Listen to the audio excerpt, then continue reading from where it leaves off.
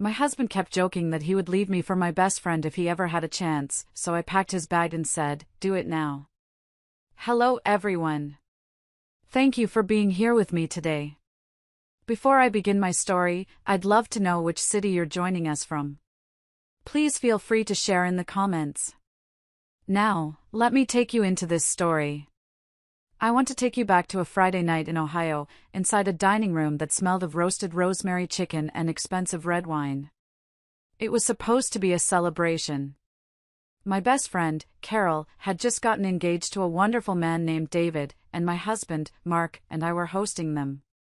I remember looking around the table, thinking about how perfect everything looked. The crystal glasses were sparkling, the napkins were folded just right, and for a moment, I felt a sense of peace.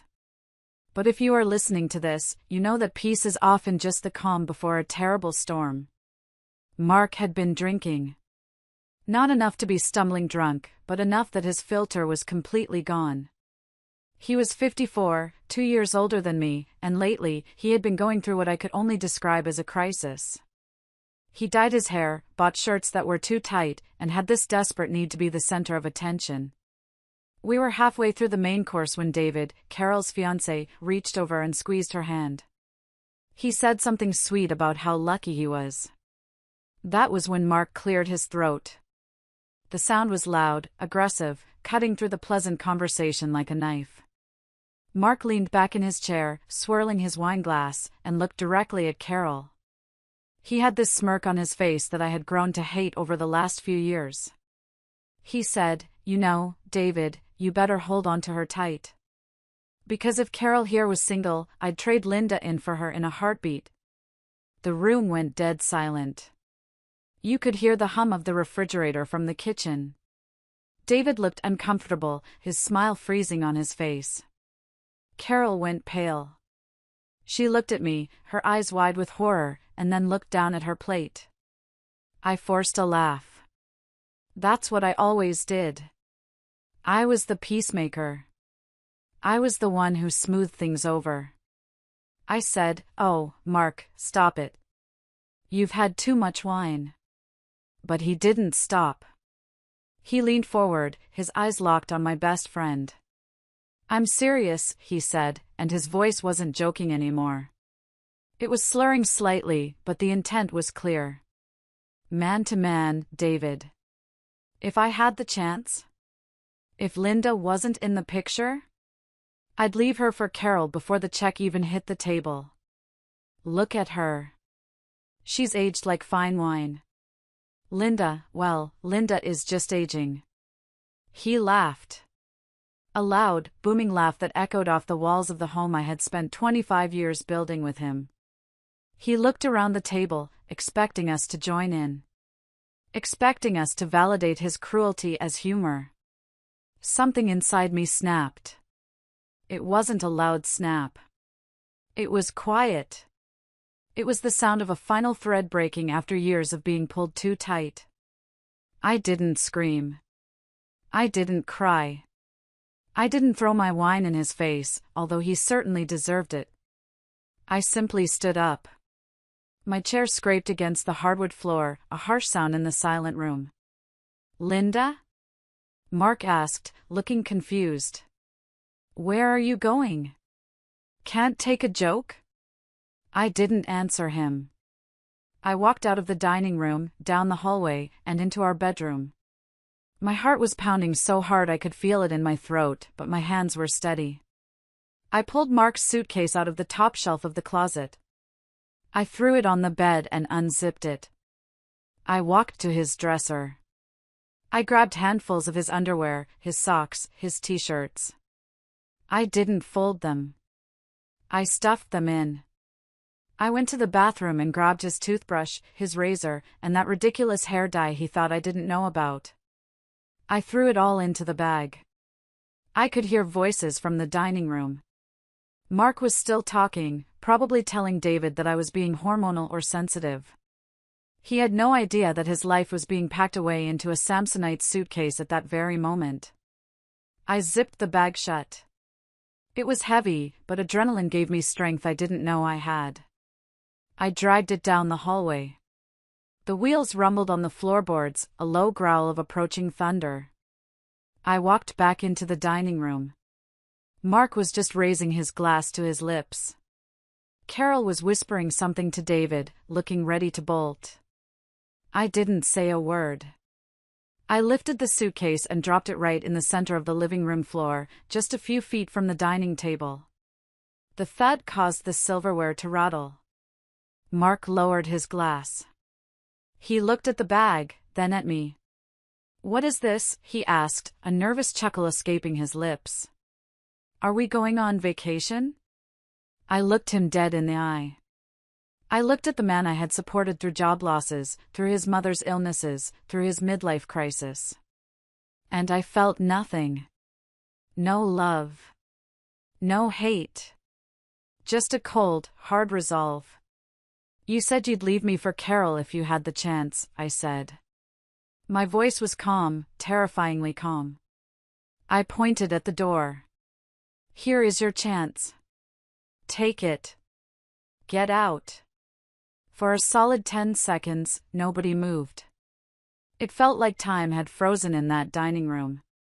Mark looked at the suitcase, then back at me, his face twisting into a mask of disbelief and annoyance. He clearly thought this was theater. He thought I was putting on a show and that any minute I would break down, cry, and ask for his forgiveness for embarrassing him. "Linda, stop being dramatic," Mark said, waving his hand dismissively. "It was a joke."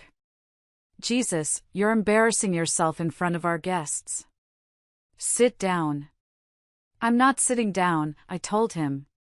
"And I'm not embarrassing myself." "You embarrassed yourself. You embarrassed me. You disrespected our marriage in front of my best friend and her fiancé. Again." "Again?" Mark scoffed. "Oh, here we go. Bringing up the past. You women never let anything go." Carol suddenly stood up. Her chair fell backward with a crash. Carol is usually the calmest person I know, she's a yoga instructor, for heaven's sake, but her face was bright red with fury. "It's not a joke, Mark," Carol spat out. Her voice shook. "It's never been funny. It makes me sick. I have told you a dozen times to stop saying things like that, and you just laugh. It's creepy, and it's disrespectful to Linda." Mark turned on her, his face flushing an ugly shade of purple. "Oh, don't pretend you don't love the attention, Carol. All women love knowing they're desired. Don't act like a prude." David, who is usually a gentle giant, stood up then. He stepped between Mark and Carol. "I think you need to leave," David said, his voice low and dangerous. "You need to listen to your wife and get out." Mark looked around the room. He realized suddenly that he had no allies here. He looked at me, searching for the soft, yielding wife he had walked over for decades. He didn't find her. "Fine," Mark sneered. He stood up, knocking his wine glass over. Red wine spilled across the white tablecloth I had ironed that morning, spreading like a bloodstain. "You want me to go? I'll go. But don't expect me to come crawling back when you realize you can't pay the bills without me. You're crazy, Linda. You've lost your mind." He grabbed the handle of the suitcase. "I'm going to my mother's. Don't call me when you get lonely." He stormed to the front door. I followed him, not to stop him, but to lock it behind him. He slammed the door so hard the pictures on the wall rattled. I immediately turned the deadbolt. Click. That sound. That click. It was the most satisfying sound I had ever heard. I leaned my forehead against the cool wood of the door. My knees suddenly felt like jelly. I slid down until I was sitting on the floor of the entryway. I could hear Mark's car engine revving aggressively outside, tires squealing as he peeled out of the driveway. Carol was beside me in an instant, sitting on the floor in her nice dress, wrapping her arms around me. David stood awkwardly nearby, offering to clean up the spilled wine. "I'm so sorry, Linda," Carol whispered, tears running down her face. I'm so sorry. It's not your fault, I told her, though my voice sounded hollow to my own ears. Eventually, they left. They didn't want to leave me alone, but I insisted. I needed the silence. I needed to think. I sat on the couch in the dark living room. The adrenaline was fading, replaced by a cold, aching emptiness. My mind started drifting back, replaying not just tonight, but the last 2 years. Mark was right about one thing, this wasn't the first time. The silence of the house triggered a memory so vivid I could smell the turkey. It was Thanksgiving, 2 years ago. My parents were there. Mark's parents were there. I had spent 3 days cooking. I was exhausted, wearing an apron covered in flour, my hair a mess because I hadn't had time to shower before guests arrived. Carol had stopped by to drop off a pie. She looked stunning, fresh, makeup perfect, wearing a fitted sweater dress. Mark had stood at the head of the table, carving the turkey. He looked at Carol, then looked at me, sweating over the gravy boat. You know who should have married into this family? He had announced to the entire table, holding the carving knife high. Carol. She's basically perfect. Too bad she met me second. Right, Mom? My mother had dropped her fork. My father had choked on his water. And Mark? He had just laughed. Relax, people. Can't a man appreciate beauty? I'm sitting right here with the consolation prize, aren't I? I remember freezing. I remember the burning shame that started in my chest and flooded my face. I wanted to disappear. But I didn't. I forced a smile. I said, Mark, just carve the turkey.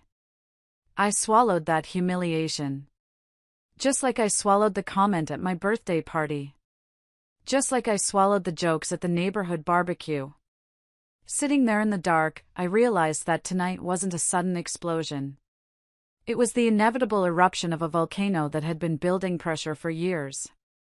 That night, sleep was impossible. I lay in the middle of our king-sized bed, staring at the ceiling fan cutting through the shadows. The empty space beside me didn't feel lonely, it felt spacious. For the first time in years, I wasn't shrinking myself to make room for Mark's ego. My mind kept churning, digging up memories I had buried deep down to keep the peace. It wasn't just the public jokes. It was the quiet, subtle cuts that happened within the four walls of our home. It was the way Mark had systematically dismantled my self-esteem, piece by piece, so slowly I hadn't even noticed I was disappearing. I remembered a Tuesday evening last month. I had just come home from work. I'm a senior accountant, and tax season was approaching, so I was pulling 10-hour days. I was exhausted, my feet were swollen, and I was still wearing my work suit. I walked into the kitchen to start dinner, and Mark was sitting at the counter, scrolling on his phone. He didn't ask about my day. He didn't ask about the promotion I was gunning for. He just looked up, scanned my outfit, and smirked. You know, he said, tapping his screen. I saw Carol at the gym today. She was wearing these yoga pants, man. She puts in the work. You should ask her for her routine. You've been looking a little tired lately. Frumpy. I'm working 50 hours a week, Mark, I had snapped, opening the fridge. I'm tired because I'm paying our mortgage. Always about the money with you, he rolled his eyes. Carol works, too. She manages to keep it tight. I'm just saying, Linda. A man has needs. Visual needs. You used to try harder. I remember standing there, holding a bag of carrots, feeling tears prick my eyes. I felt ugly. I felt old. And worst of all, I felt like he was right. He made me feel like my value was solely determined by how well I compared to my best friend. It wasn't just looks. It was everything. If I made a roast, he'd say, "It's good, but remember that brisket Carol made last summer? That melted in your mouth." This is a little dry. If I bought a new dress, he'd say, nice. But I think bright colors suit Carol better. You should stick to neutrals. They hide your areas. He pitted us against each other constantly. But the twisted part was, he did it in a way that made me feel guilty for being jealous. If I complained, I was insecure. If I got angry, I was crazy. I thought about the finances. That was the biggest irony of all. Mark hadn't held a steady job in 4 years. He called himself a consultant, which mostly meant he sat in his home office playing video games and making occasional phone calls. I paid the electric bill. I paid for the groceries. I paid for his car insurance. Yet, he acted like he was the prize. He acted like he was doing me a favor by staying married to me. There was one memory that made my blood run cold as I lay there. About 3 months ago, Mark had been complaining about money. He wanted a new set of golf clubs. I told him we couldn't afford it because we needed to fix the roof. You're so cheap, Linda, he had sneered. You have no vision. You know, Carol's fiancé just bought her a diamond necklace. Must be nice to be with a man who appreciates you.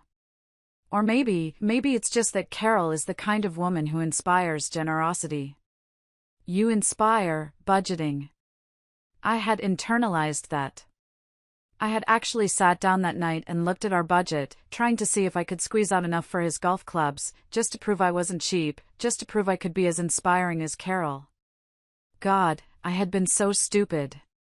I sat up in bed, the realization hitting me like a physical blow.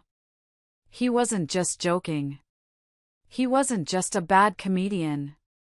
He was mean. He was deliberately cruel. He used Carol as a weapon to keep me insecure, to keep me off balance, so I would work harder to please him. He made me grateful that he stayed, while telling me every day that he wanted to leave. I looked at the nightstand. There was a framed photo of us from 10 years ago. I picked it up. I looked at my younger self, smiling, unaware of the years of manipulation ahead. I looked at Mark's arm around me, looking possessive, not loving. I opened the drawer and dropped the photo inside, face down. I didn't want to see his face. The sun was starting to come up. The gray light of dawn was filtering through the curtains. I hadn't slept a wink, but I didn't feel tired. I felt a strange, buzzing energy. I wasn't just sad anymore. I was angry. And I knew that when the sun fully rose, I had work to do. Because Mark thought this was just a fight. He thought he would stay at his mother's for a few days, I would cool down, apologize, and beg him to come back. He had no idea that I wasn't cooling down. I was just getting started. The morning sun was barely hitting the kitchen table when a knock echoed through the silent house. It wasn't Mark, he still had his key, unfortunately, though I had put the chain on. I peeked through the blinds. It was my sister, Nancy. I opened the door, and Nancy didn't even say hello. She just marched in, holding 2 large coffees and a bag of bagels. Nancy is 3 years older than me, divorced twice, and has 0 tolerance for nonsense. She's the kind of woman who would bring a baseball bat to a knife fight.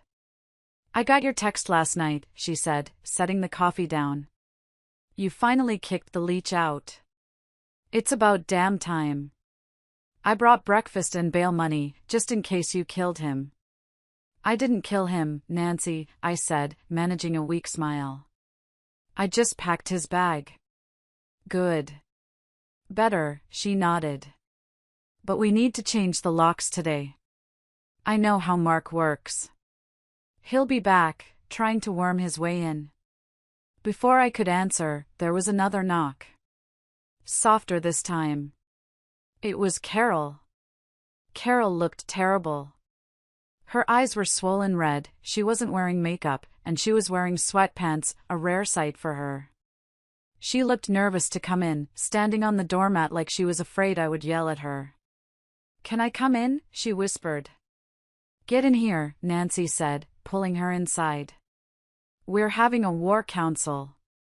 We sat at the kitchen table. The silence was thick. Carol was wringing her hands, staring at her coffee cup. Linda, Carol started, her voice shaking. I have to show you something. I should have shown you months ago. I was scared. I didn't want you to think I was encouraging him. I didn't want to ruin your marriage. What is it? I asked, feeling a pit form in my stomach. Carol reached into her purse and pulled out her phone. She unlocked it, opened her messages, and slid the phone across the table to me. Read them, she said. Scroll up. I picked up the phone. The contact name was Mark, Linda's husband. I started reading. My hands began to tremble. It wasn't just the public jokes. It wasn't just the comments at dinner parties. This was a campaign. October 12th, 2:45 p.m., saw you jogging past the park. Those shorts should be illegal. Wish I was running behind you. October 15th, 11:30 p.m., Linda is asleep on the couch with her mouth open. Snoring. God, I wish I was talking to you instead. You're the only one who gets me. NOV02, 10 a.m., why are you with David? The guy is a bore. You need a real man. Someone who knows how to handle a woman like you. November 14th, 1:15 a.m., I can't stop thinking about you, Carol. It's torture being in this house. If you gave me one sign, just one, I'd leave all this. We could run away. I'm serious. There were dozens of them. Photos of him at the gym flexing. Links to songs with captions like thinking of you.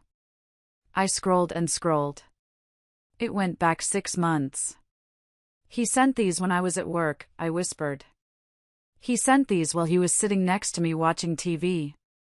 I never replied to them, Carol said quickly, tears spilling over.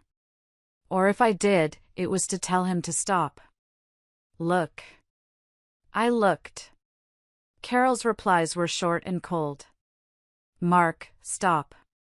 This is inappropriate. You are drunk, go to sleep. I love Linda, don't ever say that to me again. But he didn't stop. He kept pushing. He kept harassing her. He told me last week that he was going to leave you anyway, Carol sobbed. He said you were dead weight. He said he was just waiting for the right time. I wanted to tell you, but David said we should wait until after the wedding, so it wouldn't cause a scene. I'm so sorry, Linda. I felt so guilty. I handed the phone back to her. I felt sick. Physically sick. But strangely, the tears didn't come. Instead, a cold, hard clarity washed over me. You have nothing to be sorry for, I told Carol. I reached out and took her hand. You were being harassed. By my husband. Nancy snatched the phone from the table. Send all of these to Linda. Right now. Screenshots. Every single one. Why? Carol asked, wiping her eyes. Because this isn't just a breakup anymore, Nancy said, her eyes narrowing into dangerous slits. This is ammunition. He's going to try to paint Linda as the crazy, jealous wife. He's going to tell everyone she overreacted to a joke. These texts prove he's a predator. He's an emotional cheater. Nancy's right, I said. My voice sounded different to me. Stronger. Send them. I want everything. My phone buzzed on the table. It was a text from Mark. Mark, are you done with your little tantrum? I need my other shoes. I'm coming over around noon to get them. Don't lock the door. I looked at Nancy. Nancy looked at the text and smiled a smile that didn't reach her eyes. Oh, he's coming over? Nancy cracked her knuckles. Good. Let him come. But he's not getting in. I need to call a lawyer, I said, standing up. I need to know what my rights are before he gets here. I already have a name, Nancy said. Stevens. He's a shark. He handled my second divorce. He eats men like Mark for breakfast. I looked at the kitchen clock. It was 9 a.m. My life as I knew it was over. But looking at my sister and my best friend, I realized I wasn't alone. Mark had tried to isolate me, to make me feel small and unloved compared to Carol. But in doing so, he had just pushed the two people who loved me most right into my corner. Send the texts, Carol, I said. And Nancy, call the locksmith. By 10 a.m., the house sounded like a construction zone. The locksmith was drilling into the front door, replacing the standard deadbolt with a high-security electronic lock. It cost me $300, but the peace of mind was worth every penny. Just as the locksmith was finishing up, my phone rang. The screen flashed Barbara MIL. My stomach tightened. Barbara, Mark's mother, was a piece of work. She was 78 years old, wore too much floral perfume, and believed her son was God's gift to the female population. In her eyes, Mark could do no wrong. If he failed a job interview, it was the interviewer's fault. If he gained weight, it was my cooking. I looked at Nancy. It's Barbara. Put it on speaker, Nancy ordered, pouring herself a third cup of coffee. I need some entertainment. I took a deep breath and answered. Hello, Barbara. Linda. Her voice shrilled through the speaker. What on earth is going on? Mark is sitting here at my kitchen table, absolutely distraught. He says you threw him out on the street in the middle of the night like a dog. I didn't throw him out, I said calmly. I packed his bag and asked him to leave. There's a difference. Over a joke? Barbara scoffed. Really, Linda? He told me what happened. He made a little harmless comment at dinner, and you flew off the handle. You know how Mark is. He has a colorful sense of humor. You're being incredibly sensitive.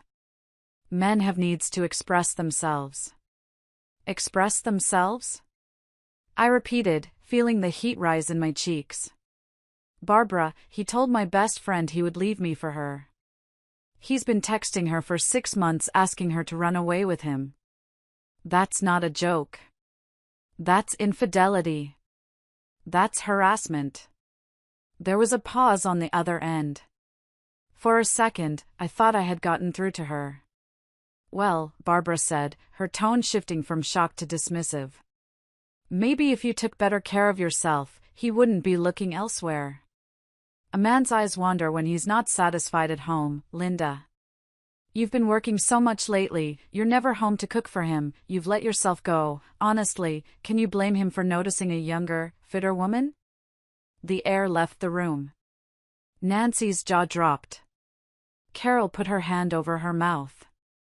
I had heard Barbara make little digs before, but this? This was victim blaming at its finest. This was her telling me that I deserved to be emotionally abused because I worked hard to support her unemployed son. Something inside me hardened. The old Linda would have apologized. The old Linda would have promised to try harder. But the old Linda was gone. She died the moment Mark made that joke. Listen to me very carefully, Barbara, I said, my voice steady and cold as ice. I work hard to pay for the roof over your son's head. I pay for his food. I pay for his car. I have supported him for 4 years while he found himself. If that's not enough for him, then he is free to find someone else to leech off of. Maybe you can support him now. Because I am done. How dare you speak to me like that? Barbara gasped. I am your elder. You are a selfish, cold-hearted woman. No wonder he wants Carol. She's sweet. She would never. Carol hates him, Barbara, I cut her off. She showed me the texts. She thinks he's creepy. Everyone thinks he's creepy. And by the way, I'm changing the locks. So tell Mark not to bother coming over unless he wants to talk to the police. I hung up the phone.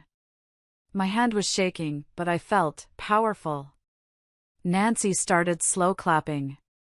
That, she said, grinning like a shark, was the most beautiful thing I have ever heard. I can't believe she said that to you, Carol said, looking furious. Blaming you? That's disgusting. It's what she does, I said, putting the phone down. She's an enabler. She created him. She taught him that nothing is ever his fault. My phone dinged again. A text from Mark. Mark, Mom is crying. I hope you're happy. You're tearing this family apart. I'm coming over to get my golf clubs and my other suits. Be there in 20. He's coming, I said. Nancy walked over to the door and checked the new lock. She turned the deadbolt with a satisfying thunk. Let him come, Nancy said. The door stays shut. If he wants his golf clubs, he can wait until the lawyers get involved. Possession is 9/10 of the law, right? I don't think that applies to golf clubs, I said, but I don't care. He's not coming in. I looked around my living room. For years, I had walked on eggshells here, afraid to disturb Mark's mood. Now, it felt like a fortress. And I was the queen protecting her castle. But I knew Mark. He wouldn't give up easily. And I knew that his mother's words about money and needs were a warning sign. Mark cared about two things, his ego and his wallet. I had bruised his ego. Now, I needed to protect my wallet. Nancy, I said. Drive me to the bank. Now. Why? Because, I said, grabbing my purse. Mark has a secondary card on my main savings account. The account we use for the house repairs and emergency fund. If he's angry, he's going to try to hurt me where it counts. Nancy grabbed her keys. Let's ride. We didn't go straight to the bank. Nancy insisted we stop at the law office first. You don't move money until a lawyer tells you it's okay, she advised. You don't want a judge thinking you're hiding assets. Mr. Stevens' office smelled of old leather and stale coffee. He was a small man with sharp glasses and a demeanor that suggested he had seen every possible way a marriage could implode. I sat across from him, clutching a folder of bank statements I had hastily printed out. So, Stevens said, looking over the text messages Carol had sent me. He has a pattern of harassment. He has publicly humiliated you. And he has been unemployed for 4 years? Yes, I said. I pay for everything. And the house? In both our names, I said. But the down payment came from my inheritance from my grandmother. Stevens nodded, making notes. In Ohio, equitable distribution is the standard. But his conduct, and the financial dependency, it complicates things. We need to look at the finances. Have you noticed any unusual activity lately? No, I said. I mean, I pay the bills. Mark has a card for groceries and gas. Stevens leaned forward. Linda, in my experience, when a man is stepping out, or trying to step out, money starts leaking. Check the statements. Now. I opened the folder. I had printed the last 3 months of our joint savings account, the rainy day fund. It was supposed to have about $40,000 in it. We had been saving for a new roof and eventually, retirement. I scanned the lines. My heart skipped a beat. September 12th, withdrawal $500. September 20th, withdrawal $800. October 4th, Diamond District Jewelers $2,500. I gasped. Wait. He spent $2,500 at a jewelry store in October? Did you get a necklace? Nancy asked dryly. No, I whispered. I got a blender for my birthday in October. I kept reading. October 15th, withdrawal $1,000. November 1st, cash advance $500. There were dozens of them. Small withdrawals. Cash advances. Dinners at steakhouses I had never been to. The balance, Stephen said. Look at the ending balance. I looked at the bottom of the page. Current balance, $12,450. He spent nearly $30,000, I said, my voice trembling. In 6 months? Where did it go? The jewelry store, Carol said softly. Remember I told you he said he wanted to impress women? He probably bought gifts. Not for me, but maybe for others? Or maybe he pawned it for cash. Or gambling, Nancy suggested. Or just burning it to feel like a big shot. I felt like the floor was falling out from under me.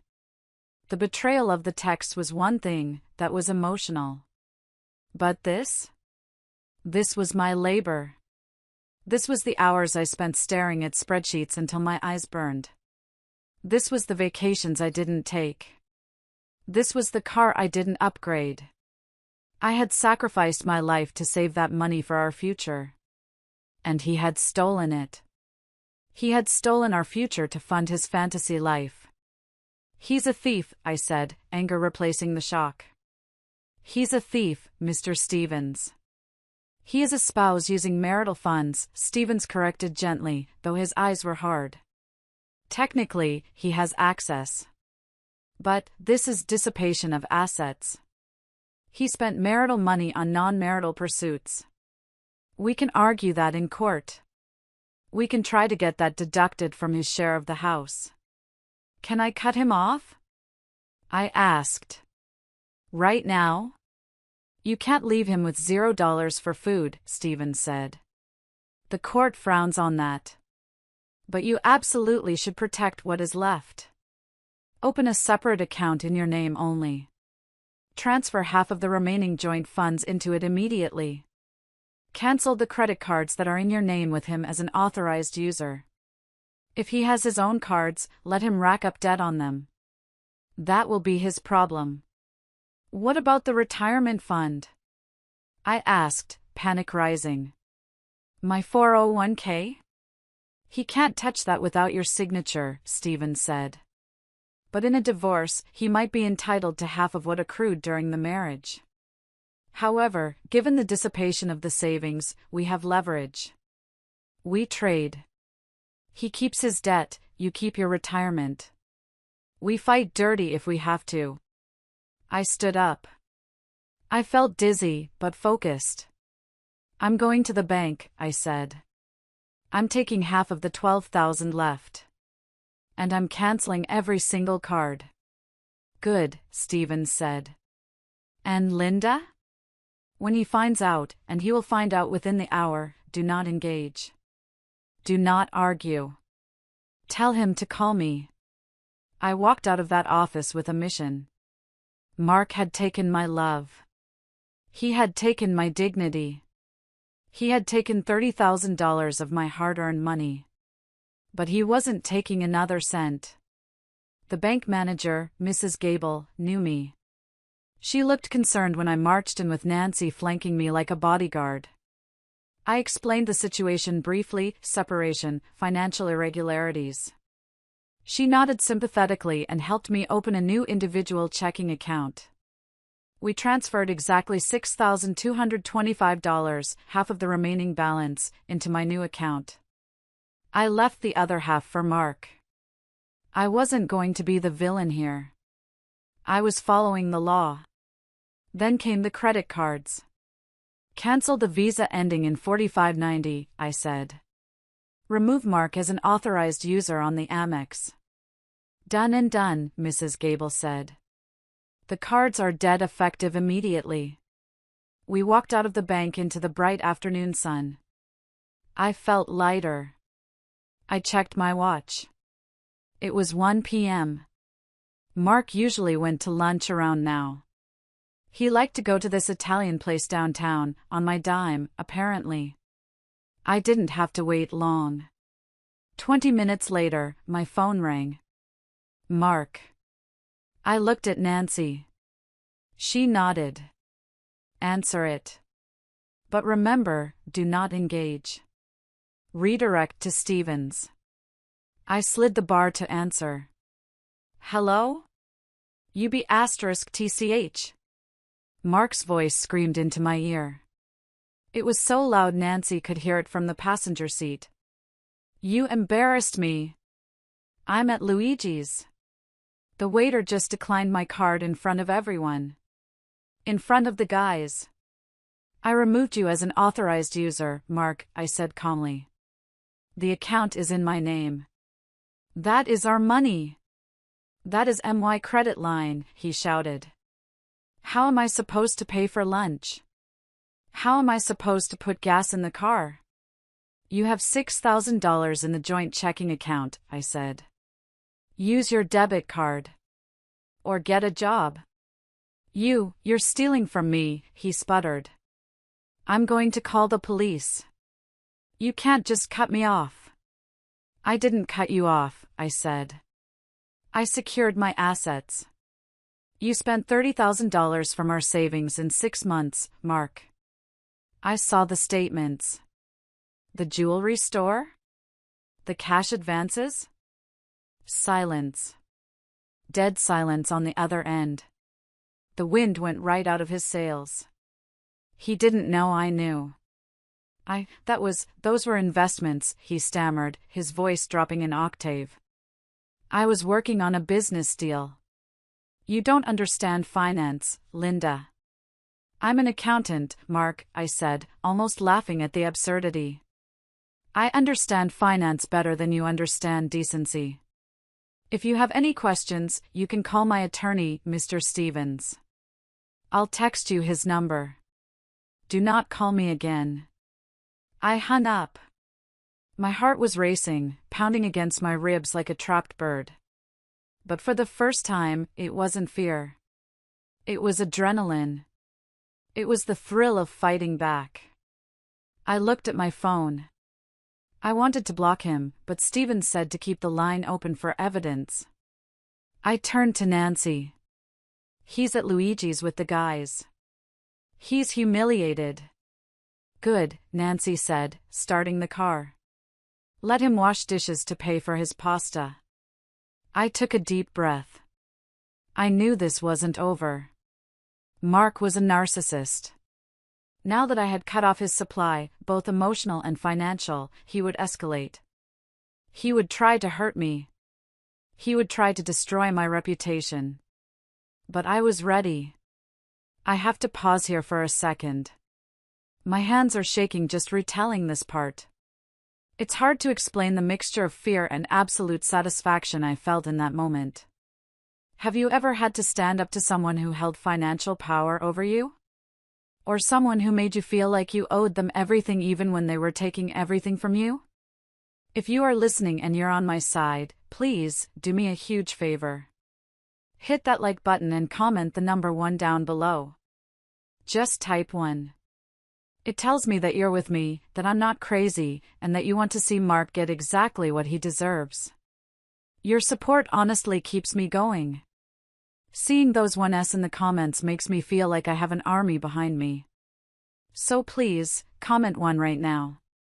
Okay, thank you. Now, let me tell you what happened when the phone rang again. Because I thought it was Mark calling back to scream some more. But it wasn't. It was someone I never expected to hear from. My phone rang again at 4 p.m. I was back at home, sitting in the living room with the new deadbolt engaged and a chair wedged under the doorknob just in case. I looked at the caller ID. Frank Phil, father-in-law. I groaned. First Barbara, now Frank. I prepared myself for another lecture. Frank was a quiet man, a retired military officer. He rarely got involved in family drama, usually letting Barbara do all the talking. I assumed Barbara had put him up to this, telling him to call and order me to take Mark back. I answered stiffly. "Hello, Frank."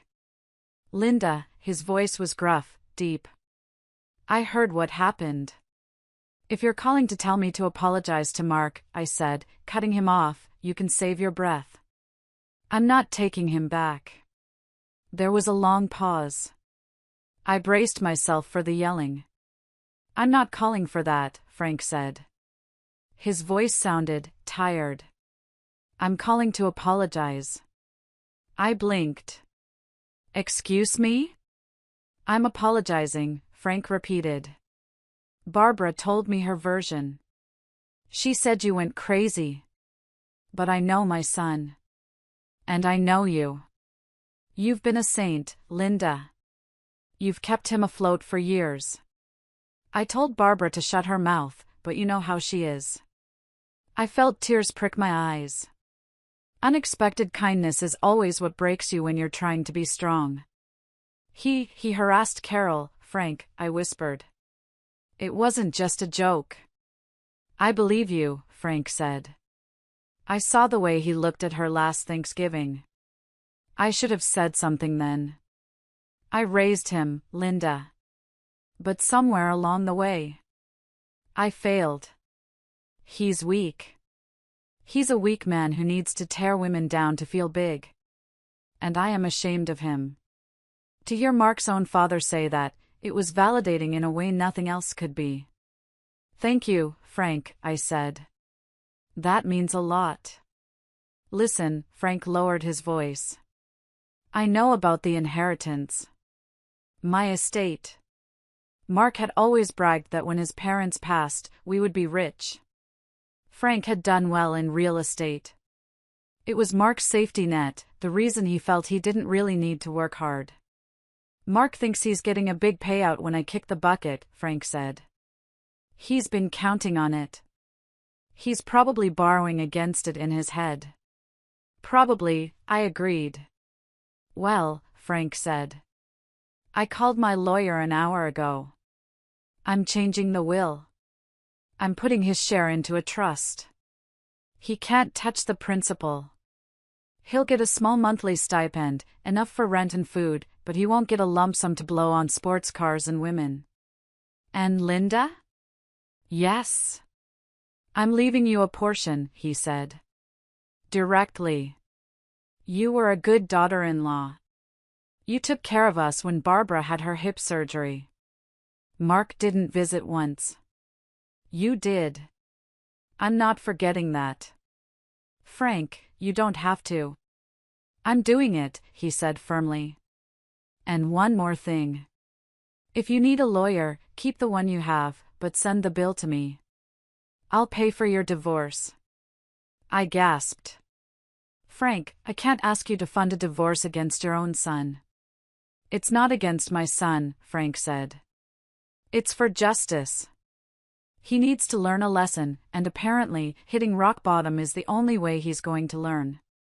You do what you have to do, Linda. Burn him down if you have to. Maybe out of the ashes, he'll finally grow up." He hung up. I stared at the phone. I had expected a battle on all fronts. I expected to be fighting Mark, his parents, and the world. But instead, I had an army. I had Nancy. I had Carol. And now, incredibly, I had Frank. Mark thought he had all the power because he was a man and I was just his boring wife.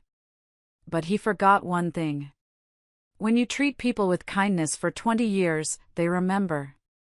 And when you treat people like garbage, they remember that too. Mark was about to find out that he was very, very alone. But the war wasn't over. Mark was desperate now. He had no money, no home, and his father had just turned on him, though he didn't know that yet. A desperate narcissist is a dangerous thing. And I had no idea that while I was securing my bank accounts, Mark was planning his next move, one that would bring the police to my doorstep before the sun went down. The sun had gone down hours ago, but the adrenaline from my conversation with Frank, Mark's father, was still buzzing in my veins. I had spent the evening double-checking the windows. I had wedged a heavy dining chair under the front doorknob, just like they do in the movies. It felt ridiculous, honestly. I was a 52-year-old accountant living in a quiet suburb. I shouldn't have been fortifying my house like it was a bunker. Nancy had gone home to feed her cats but promised to keep her phone on loud. I was alone. Just me and the silence of the house that suddenly felt way too big. Around 11:45 p.m., I was sitting in the living room with just one lamp on, scrolling through my iPad, trying to distract myself, when I heard it. Scritch. Scratch. It was the sound of metal on metal at the front door. My heart stopped. Literally stopped. Then it hammered against my ribs so hard it hurt. I sat frozen, listening. Jiggle. Thump. Someone was trying to put a key into the lock. Mark. I knew his rhythm. I knew the way he aggressively jiggled the handle when he was impatient. He was trying to get in. I stood up, my socks sliding silently on the hardwood floor. I crept into the hallway, staying out of the line of sight of the glass panels on the side of the door. "Come on, you piece of junk," I heard him mutter. His voice was slurred. He was drunk. Of course, he was drunk. He turned the key again, harder this time. But the new electronic deadbolt Nancy and I had installed that morning didn't budge. It wasn't just a mechanical lock anymore, it was a solid steel bar that wasn't going to yield to his old key. "Linda," he shouted. He banged his fist on the door. "I know you're in there. Open the damn door. My key isn't working." I stood in the shadows, trembling. Part of me, the old, conditioned part, wanted to rush over, open it, and apologize. Don't make him mad. Just let him in, give him what he wants, and he'll go away. That was the script I had followed for 25 years. But I looked at the heavy chair wedged under the knob. I looked at my shaking hands. And I remembered the $30,000 missing from my savings. I remembered the texts to Carol. I pulled out my phone. I didn't call Nancy. I dialed 911. 911, what is your emergency? There is a man trying to break into my house, I whispered. He is intoxicated and aggressive. Do you know the man, ma'am? Yes, I said, my voice gaining strength. It's my estranged husband. He doesn't live here anymore. I have asked him to leave, and he is trying to force the door. Okay, officers are on the way. Is he armed? I don't think so. But he's angry. While I was on the phone, the banging got louder. Mark was kicking the door now. This is my house, he screamed. You can't lock me out of my own house, you crazy witch. I need my files. Open the door or I'm going to break a window. I moved into the kitchen, grabbing the biggest knife from the butcher block. Not because I intended to use it, but because I needed to hold onto something sharp to feel like I wasn't helpless. Blue and red lights flashed through the front window. Thank God. I peeked through the blinds. 2 police cars had pulled up. I saw Mark freeze. He was standing on the porch, his shirt untucked, looking disheveled and pathetic. I watched as 2 officers approached him. Mark immediately put his hands up, putting on his charming guy act. I could see him gesturing, pointing at the house, probably telling them I was the crazy one, that it was a misunderstanding. The dispatcher told me it was safe to open the door. I pulled the chair away and unlocked the deadbolt. I opened the door. The cool night air hit my face. Mark turned to look at me, his eyes full of venom. She changed the locks, officer. Mark shouted, pointing a shaking finger at me. That's illegal. You can't lock a man out of his marital home. One of the officers, a tall woman with a stern face, looked at me. Ma'am, is this your husband? He is, I said, crossing my arms. But he moved out yesterday. He took his belongings. He is here harassing me and threatening to break my windows. I do not feel safe. I just wanted my birth certificate. Mark lied.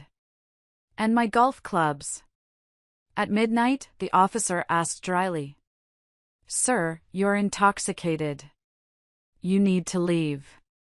I'm not leaving until I get my stuff. Mark lunged toward the door. The officers were on him in a second. They didn't arrest him, but they physically blocked him, pushing him back toward the driveway. Sir, you are trespassing at this point, the officer said. This is a civil matter. If you want your property, you go through lawyers. If you step foot on this porch again tonight, you will be arrested for disturbing the peace. Do you understand? Mark looked at the cops, then at me. He looked like a cornered rat. Fine, he spat. Fine. Keep the house. Keep the garbage. You'll be hearing from my lawyer, Linda. You're going to regret this. I haven't regretted anything since yesterday, I said loudly enough for him to hear. I watched them escort him to his car, which, thankfully, they didn't let him drive. They made him call a cab. I stood in the doorway, wrapped in my cardigan, watching the taxi taillights fade down the street. I closed the door. I locked it. I put the chair back. I went into the kitchen and put the knife back in the block. My hands were still shaking, but the fear was shifting into something else. Mark had just shown me exactly who he was. He wasn't a partner. He was an intruder. And tonight, for the first time in my life, I had defended my territory. The next morning, the silence of the house was replaced by the incessant buzzing of my phone.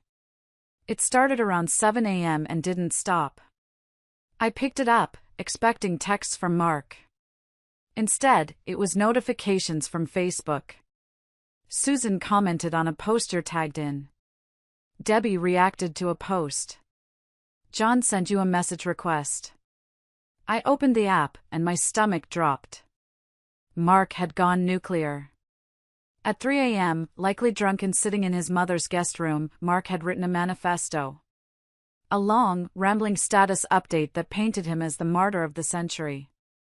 It is with a heavy heart that I announce my marriage is ending, the post began. I have tried everything to make Linda happy. I have supported her, loved her, and stood by her through her moods and her distance. But unfortunately, she has decided to listen to toxic friends instead of her husband. Last night, she kicked me out of our home and called the police on me when I tried to retrieve my medication. I am heartbroken that after 25 years, loyalty means nothing anymore. Please pray for me as I navigate this betrayal. It had 45 likes. 45 people who bought his lies. The comments were worse. His aunt wrote, "Stay strong, Mark. You deserve better." One of his golf buddies wrote, "Women flip a switch at that age, man. Lawyer up." Even a neighbor I thought liked me commented, "So sad to hear this. There are always two sides." He didn't mention Carol. He didn't mention the harassment. He didn't mention the stolen money. He carefully curated a story where he was the gentle, discarded husband and I was the walk-away wife having a midlife crisis. I wanted to scream. I wanted to type a furious reply. I wanted to post the screenshots of his texts to Carol right there in the comments section and burn his reputation to the ground. My fingers hovered over the keyboard. Just do it, a voice in my head said. Expose him. But then I remembered Mr. Stevens' advice. Do not engage. Let him dig his own grave. If I posted the texts now, I would look messy. I would look like I was just as dramatic as he was. I needed to be the classy one. I needed to be the one with dignity. But it was so hard. Being the bigger person is exhausted when the smaller person is standing on a megaphone telling lies about you. I called Nancy. Did you see it? I saw it, Nancy said, her voice sounding like she was chewing gravel. I'm currently fighting the urge to drive over to Barbara's house and throw eggs at his car. But don't worry. I screenshotted everything. Steven said to document it. This proves he is trying to alienate you socially. People believe him, Nancy, I said, feeling tears of frustration. People I've known for 20 years are liking his post. Those people are sheep, Nancy said. And the ones who matter? They'll wait for the truth. Or they'll call you. She was right. Throughout the day, I got a few calls from my real friends.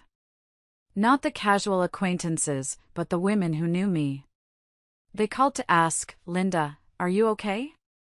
This doesn't sound like you. To them, I told the truth.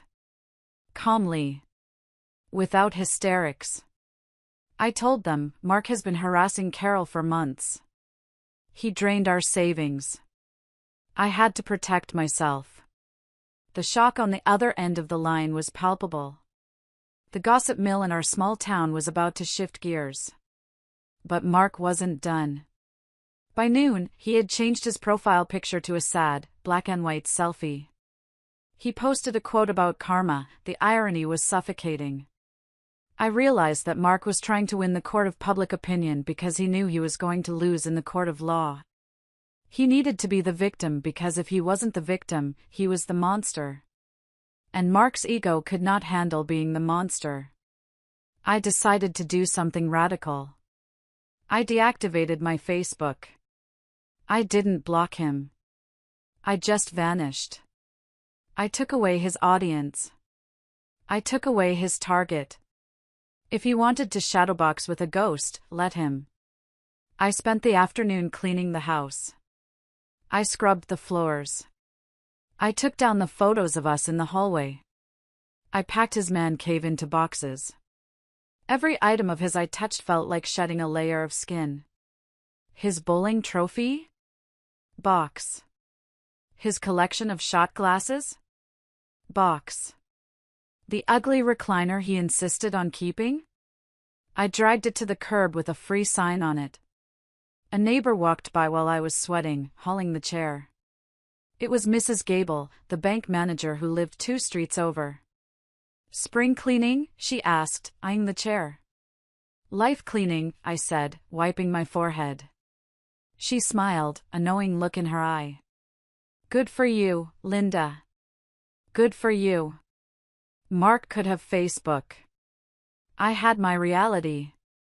And my reality was starting to look a lot less cluttered. 2 days later, I decided it was time to stop hiding. Mark's narrative was spreading, and while I had deactivated Facebook, I couldn't live under a rock. I invited our core group of friends over for wine and cheese. These were 3 couples we had known for over a decade, the Millers, the Johnsons, and the Rodriguezes. I was terrified. These were our friends. Mutual friends. I didn't know whose side they would take. They arrived looking awkward. The tension in my living room was thick enough to cut with a knife. Everyone was holding their wine glasses a little too tightly. Finally, Dave Miller spoke up. So, Linda. Mark called me. He's pretty messed up. He says you just snapped. I took a deep breath. Carol was sitting next to me, squeezing my hand under the table.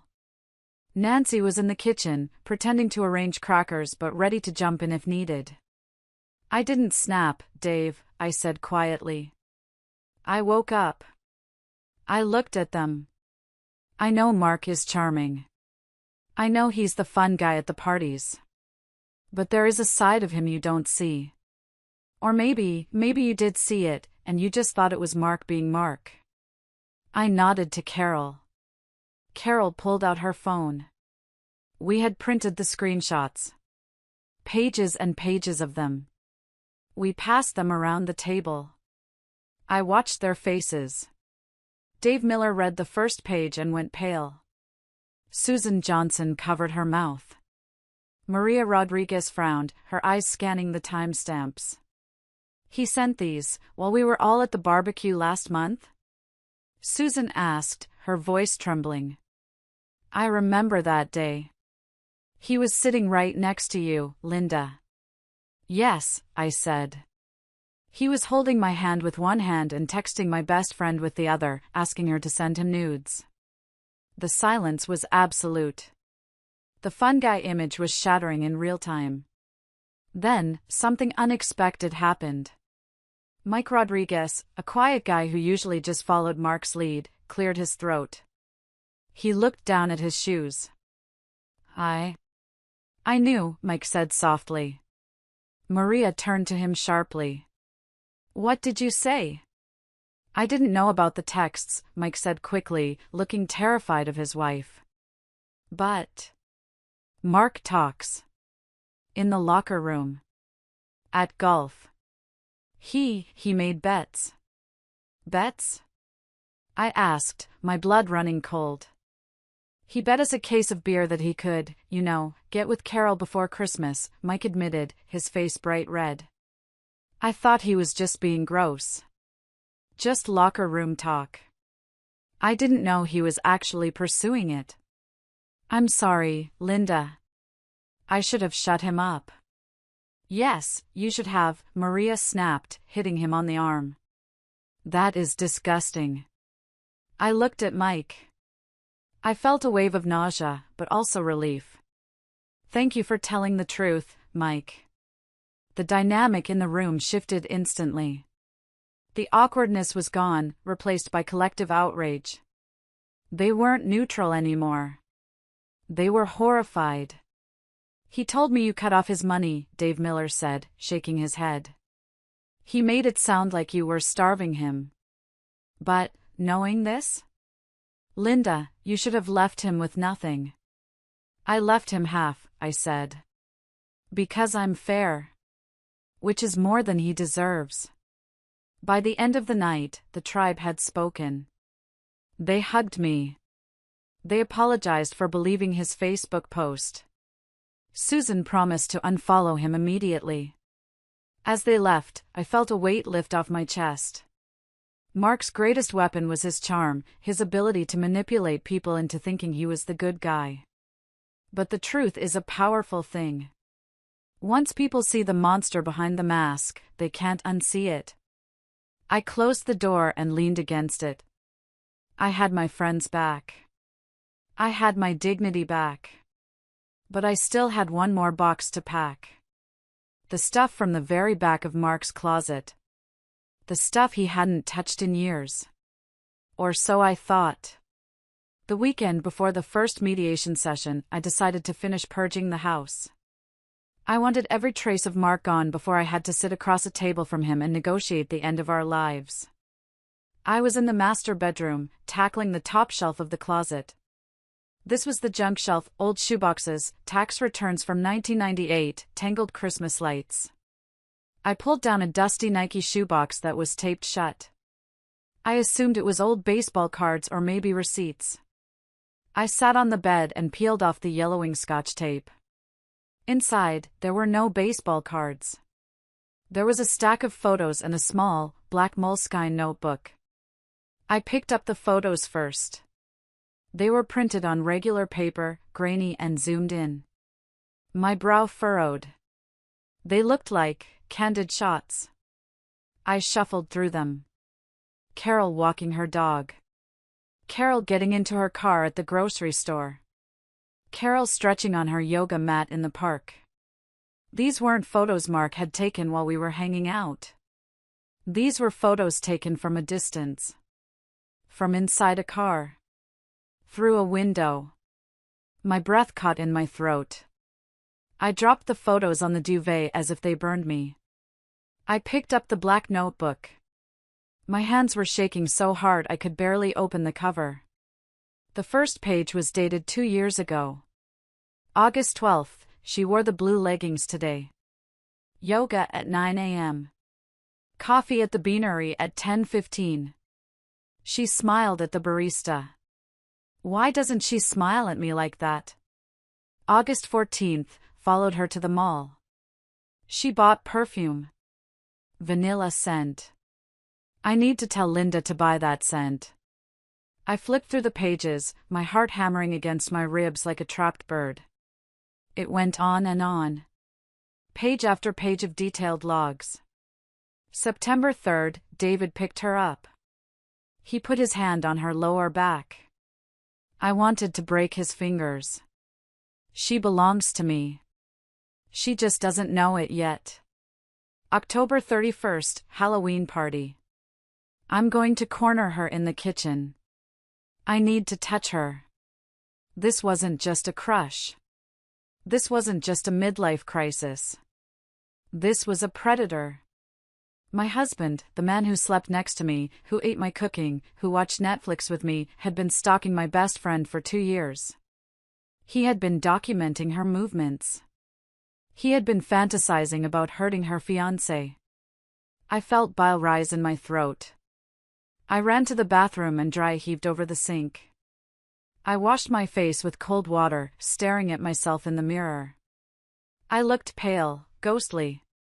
How had I missed this? How had I been so blind? I thought he was just a jerk. I thought he was just a cheater. But he was dangerous. I grabbed my phone and called Nancy. "Come over," I gasped. "Now. And bring a Ziploc bag. We need to preserve evidence." When Nancy arrived and saw the notebook, she didn't say a word. She went into full protective mode. She put on rubber gloves, she keeps them in her car for cleaning, thank God, and carefully placed the notebook and photos into a large plastic bag. "This changes everything, Linda," Nancy said, her voice low and scary. "This isn't just divorce court material. This is restraining order material. This is criminal." "He was watching her," I whispered, hugging myself. "He knew her schedule better than I did." "Nancy, what if I hadn't kicked him out? What was he planning to do?" Nancy looked at the entry about breaking fingers. She looked at me. "We aren't going to find out," she said firmly. "Because we are going to bury him." We took photos of every single page. I sent them to Stevens immediately with the caption, "Urgent. Found in closet." Stevens called me 5 minutes later. He didn't sound like a calm lawyer anymore.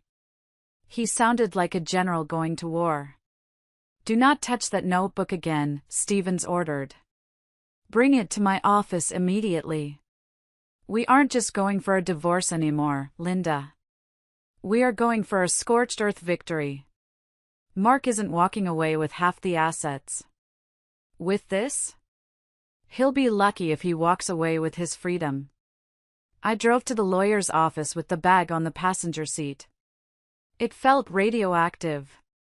Mark had spent years making me feel small, making me feel like I was the crazy, jealous wife. But inside that little black book was the proof that he was the crazy one. He was the unstable one. And on Monday morning, at the mediation table, I was going to make sure he realized that his little game was over. The discovery of the notebook shattered something in me. It wasn't just anger anymore, it was a profound, shaking fear. I found myself checking the locks 5 times a night. I jumped when the ice maker dropped ice. I couldn't look at wedding photos without seeing a stranger's eyes staring back at me. I realized I couldn't handle this alone. Stevens was handling the legal side, but my brain was a mess. I made an emergency appointment with Dr. Evans, a therapist Nancy recommended. Her office was soft lighting, soft chairs, soft music. It was the opposite of my life right now. "I feel stupid," I told her, clutching a tissue. That's the main thing. How did I live with a monster for 25 years and not know? Was I that desperate? Was I that blind? Dr. Evans looked at me kindly. "Linda, predators are masters of camouflage. They don't start out as monsters. They start out as charming. They groom you. They slowly erode your boundaries so that by the time they show their true face, you're already trained not to see it." She asked me about my childhood. I hadn't planned on talking about that, but suddenly it all came pouring out. I talked about my mother. She was a saint, but she was a doormat. My father was a loud, demanding man who expected dinner on the table at 6 p.m. sharp. If it was late, he sulked.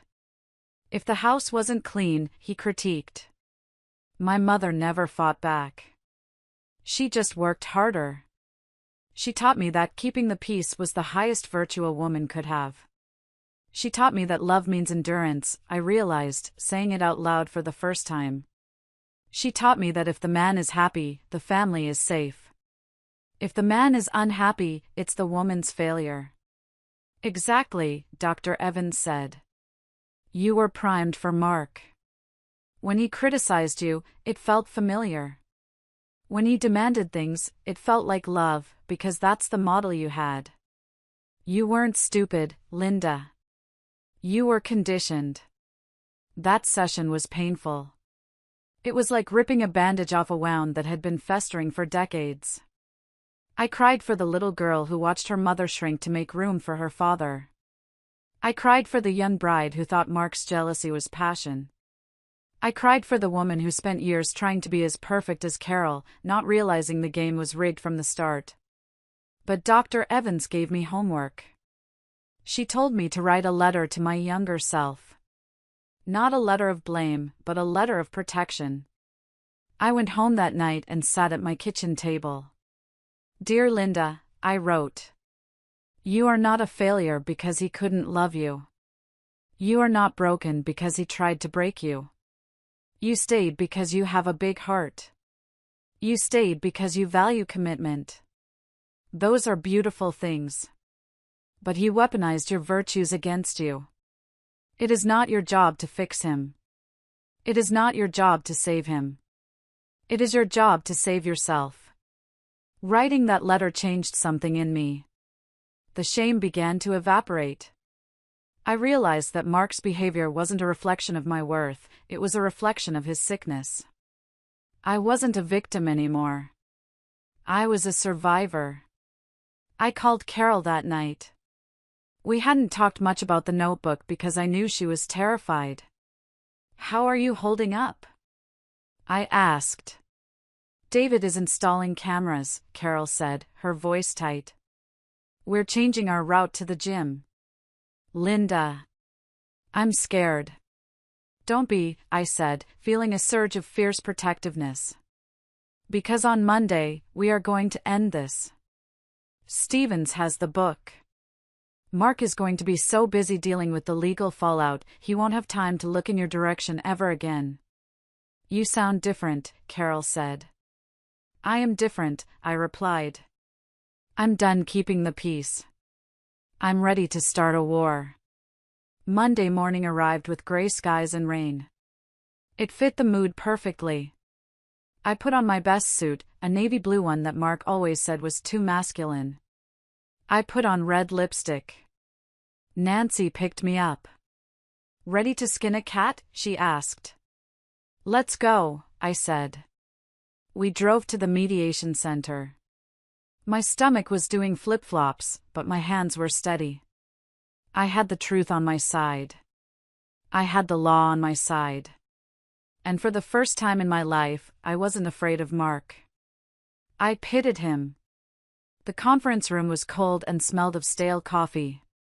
On one side of the long mahogany table sat Mark and his lawyer, a slick-looking guy named Mr. Vance who wore a suit that cost more than my car. On my side, it was me and Stevens. Mark looked terrible. He was trying to hide it, but I saw the dark circles under his eyes. His fake tan was fading, leaving him looking sallow. He was wearing his power suit, but it hung a little loose on him. When I walked in, Mark didn't look at me. He stared at his notepad, clicking his pen aggressively. Click. Click. Click. It used to make me nervous. Now it just annoyed me. Let's begin, the mediator said. Mr. Vance started immediately. He was aggressive, loud, and condescending. My client has been wrongfully evicted from his marital home, Vance stated, sliding a stack of papers across the table. He has suffered emotional distress and reputational damage due to Ms. Linda's slanderous claims. We are asking for 60% of the marital assets, spousal support of $2,000 a month for 5 years to allow my client to re-establish himself, and full ownership of the 2019 Lexus. I almost laughed. Spousal support? For him? Stephen sat calmly, his hands folded. He let Vance finish his speech. He let Mark smirk, thinking he was winning. Are you finished? Stevens asked politely. We are, Vance said, leaning back. Unless your client wants to settle now and save everyone the embarrassment. Oh, we want to settle, Stevens said. He reached into his briefcase. The sound of the latch clicking echoed in the room. He pulled out a thick binder. Then, he pulled out a clear plastic bag containing the black moleskine notebook. I saw Mark's eyes flick to the bag. His face went from smug to sheet white in a nanosecond. He stopped clicking his pen. What is that? Vance asked, frowning. This, Stevens said, is Exhibit A. It is a stalking log kept by your client, detailing the movements, clothing, and daily activities of Ms. Linda's best friend, Carol, over a period of 2 years. Stevens opened the binder. And these, he pointed to the photocopies, are transcripts of text messages where your client solicits an affair, disparages his wife, and admits to misappropriating marital funds to buy gifts for women who are not his wife. Mark started to stand up. That's private property. You stole that. Sit down, Mark. Vance barked at his own client. The lawyer looked at the notebook, then at the transcripts. His confidence evaporated. He realized he had walked into a minefield. Stevens continued, his voice icy. We also have bank records showing $32,000 of marital savings drained by Mark for personal use, specifically jewelry, gambling, and hotel rooms. That is dissipation of assets. Stevens slid a single piece of paper across the table. Here is our counteroffer, Stevens said. Mark gets 0% of the house. 0% of Linda's retirement. No spousal support. He takes his car and his personal debt. He signs the divorce papers today. And he agrees to a permanent restraining order regarding Carol and Linda. That's preposterous. Vance spluttered, trying to regain control. You can't leave him with nothing. If he doesn't sign, Stevens said, leaning in, we walk out of here, and I take this notebook to the district attorney. Stalking is a felony in this state, Mr. Vance. Especially given the threatening nature of the entries regarding Carol's fiancé. Do you want to read the entry from October 31st again? Mark looked like he was going to vomit. He looked at his lawyer. Vance was reading the notebook entries, his face disgusted. Even he couldn't defend this. Vance whispered something furiously to Mark. I heard the words jail time and indefensible. Mark looked at me. For the first time, he really looked at me. He didn't see the pushover anymore. He saw the wall. You're ruining my life, Mark hissed, tears of self-pity welling in his eyes. Linda, how can you do this? After everything? You ruined your own life, Mark, I said, my voice steady. I'm just cleaning up the mess. Mark slumped in his chair. He looked small. Defeated. Give me the pen, Mark whispered. Vance handed him a pen. His hand shook so badly he could barely write. He signed the agreement. He signed away the house, the money, the future he thought he was entitled to. Done, Stevens said, snatching the papers back before Mark could change his mind. We'll file this afternoon. I stood up. I didn't say goodbye. I walked out of that conference room, down the hall, and into the parking lot where the rain had stopped. The clouds were breaking. The sun was trying to peek through. I took a deep breath of fresh air. It tasted like freedom. The divorce was finalized 3 weeks later. It was the fastest, cleanest break Stevens had ever orchestrated, mostly because Mark was terrified of the notebook becoming public record. The fallout for Mark was swift and brutal. With no job, no savings, and no sugar mama wife to fund him, Mark crashed hard. He tried to move back in with his parents, assuming Barbara would take him in and nurse his wounds. But he forgot about Frank. I heard the story from Frank himself a week later. Mark had shown up at their doorstep with his suitcases. Frank met him on the porch. He didn't let him in. "I know what you did," Frank told him. "Linda sent me the copies of your little black book. You are a sick man, Mark. And I will not have that sickness in my house." Frank gave him the contact info for a men's shelter and a list of therapists. He handed him a check for $500, enough for a week at a cheap motel, and closed the door. Barbara had cried, of course, but Frank stood his ground. For the first time in their marriage, Frank ruled the roost. He cut Mark out of the will, placing everything into a trust that Mark couldn't touch until he proved 5 years of steady employment and clean therapy records. Mark ended up renting a basement studio apartment in the bad part of town. He got a job at a car wash. I saw him once, from a distance, wiping down a sedan. He looked older. He wasn't wearing his flashy clothes. He looked just like any other guy trying to scrape by. I didn't feel happy seeing him like that. I didn't feel sad, either. I just felt detached. He was a stranger. As for me, I got the house. It was strange being in the house alone at first. It was too quiet. But then, I started to reclaim it. I painted the kitchen a bright, sunny yellow, a color Mark hated. I turned his man cave into a craft room/office for myself. I bought new sheets. I bought the expensive candles he said were a waste of money. Nancy and Carol came over every Friday night. We drank wine, ate pizza, and laughed. Real laughter. Not the walking on eggshells kind. Carol and David got married that spring. I was the maid of honor. Mark wasn't invited, obviously. David had installed a security system, and the restraining order kept Mark far away. At the wedding reception, I stood up to give a toast. I looked at Carol, glowing and happy, safe with a man who adored her. "To love," I said, raising my glass. "Real love.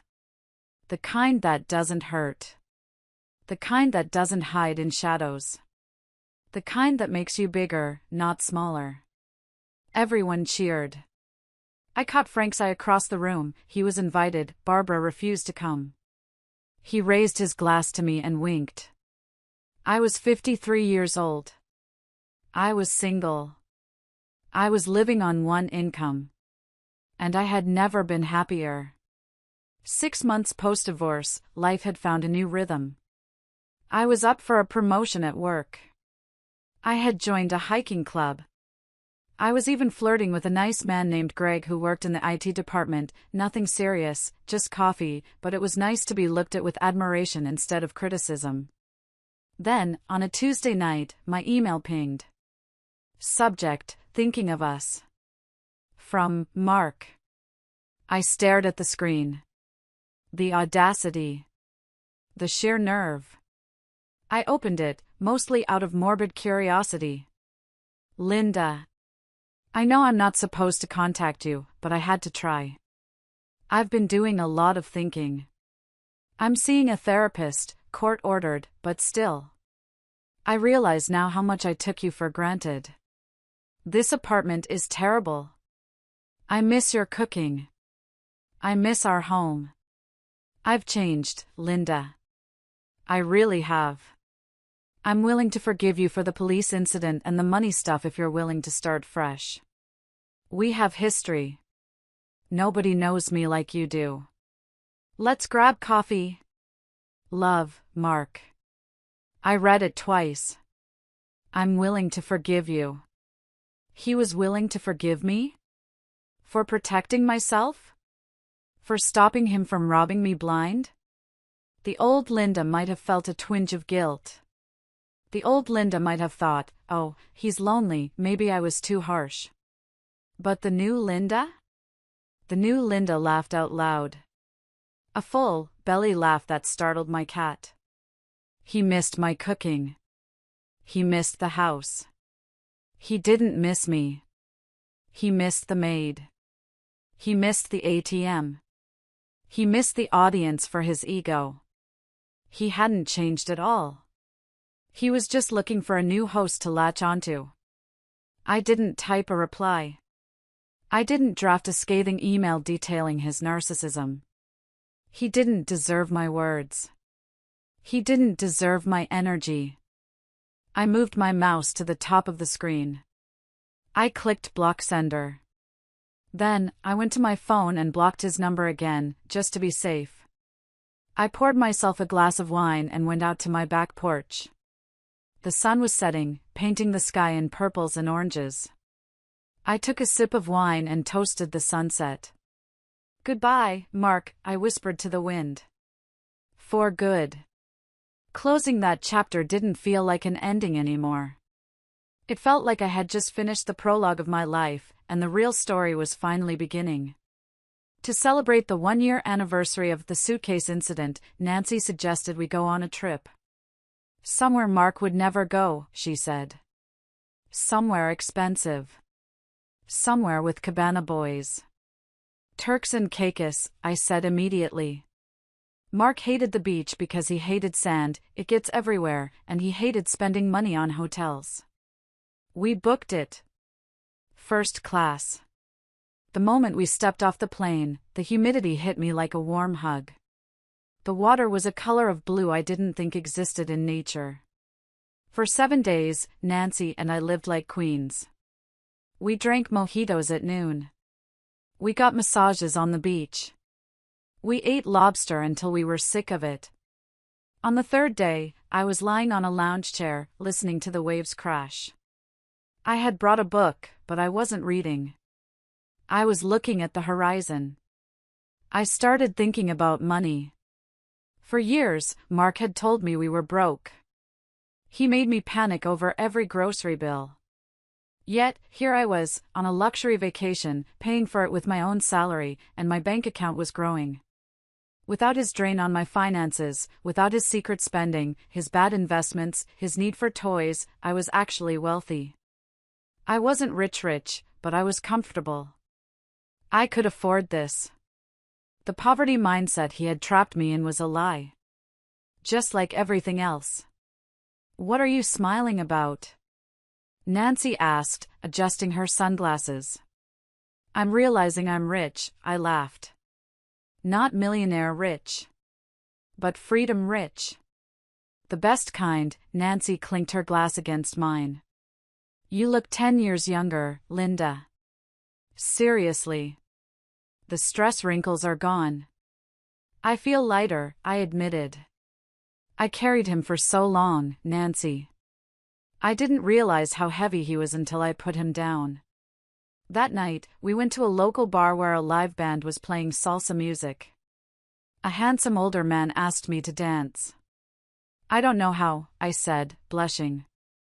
I'll teach you, he smiled. And I danced. I spun around on the dance floor, my dress twirling, sweating, laughing, messing up the steps and not caring. For 25 years, I had been the boring one. The responsible one. The one who sat and watched the bags while Mark had fun. But that night, spinning under the Caribbean stars, I realized I wasn't boring. I had just been bored. Bored of his drama. Bored of his cruelty. I was alive. And I had a lot of living left to do. It's been exactly 18 months since I packed that bag. I'm sitting in my newly painted kitchen, drinking coffee out of a mug that says Boss Lady, a gift from Carol. Mark is still in his basement apartment, as far as I know. Frank tells me he's working at a hardware store now. He's dating a woman who is 20 years younger than him, and apparently, they fight constantly. I wish her luck. She's going to need it. Or maybe she'll figure it out faster than I did. Carol and David are expecting their first baby. I'm going to be the honorary auntie. Nancy is still Nancy. She's currently dating a retired firefighter who treats her like gold. And me? I'm happy. It's a quiet happiness. It's not the roller coaster of highs and lows I had with Mark. It's steady. It's mine. I look back at the woman I was at that dinner party, scared, humiliated, trying to make everyone else comfortable at the expense of her own soul, and I want to hug her. I want to tell her, it's going to be okay. You are stronger than you think. And he is weaker than he looks. If there is anyone listening to this story right now who feels stuck, anyone who is sitting in a marriage feeling small, feeling crazy, feeling like you're walking on eggshells, please listen to me. The fear of leaving is worse than the reality of leaving. Mark made me believe I couldn't survive without him. He made me believe I was unlovable, incompetent, and old. He was projecting. He was the one who couldn't survive. He was the incompetent one. You have power you don't even know about. You have a voice you haven't used in years. Find it. Use it. If your husband jokes about leaving you, let him. Open the door. Pack the bag. Don't wait for the notebook in the closet. Don't wait for the drained bank account. Trust your gut. If it hurts, it's not love. If it humbles you, it's not partnership. I lost a husband, yes. But I gained a life. And let me tell you, the trade was worth it. My name is Linda. I am 53 years old. I am divorced. And I am finally, wonderfully, free. Thank you so much for listening to my story. It wasn't easy to share, but I hope it helps even one person out there realize their worth. If you enjoyed this story, or if you've ever had to stand up for yourself against someone toxic, please hit that like button. It really helps the channel. And share this video with a friend who might need to hear it. Also, I want to hear from you. Have you ever found evidence that changed everything? Or have you ever had a flying monkey like my mother-in-law try to guilt trip you? Tell me your story in the comments. I read every single one. Don't forget to subscribe for more stories. Stay strong, ladies. You've got this.